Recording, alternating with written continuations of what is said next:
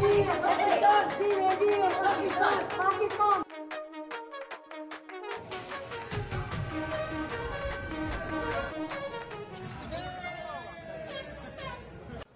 बहुत ज़बरदस्त मैच होगा, इंशाल्लाह हम जीतेंगे। इंशाल्लाह पाकिस्तान विल विन। पाकिस्तान जिंदाबाद। इंशाल्लाह पाकिस्तान जीतेगा।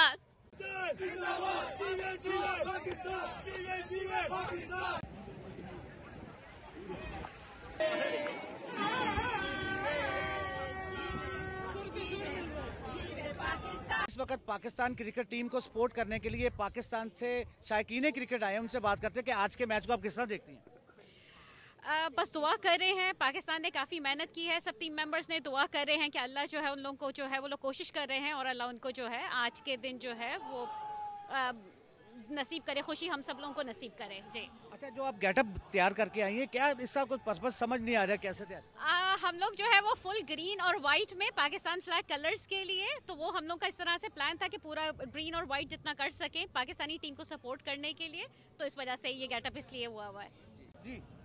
हम बहुत एक्साइटेड हैं। आज हम मेलबर्न ग्राउंड के सामने हैं। अभी थोड़ी देर में हम अंदर चले जाएंगे और हम पाकिस्तान को फुल सपोर्ट करेंगे। पाकिस्तान जिंदाबाद। अस्सलाम वालेकुम, ज़मानुम शरीन दे ज़दे खुरागलिम। पाकिस्तान और इंग्लैंड मैच और पाकिस्तान में इंशाल्लाह उगे टीम।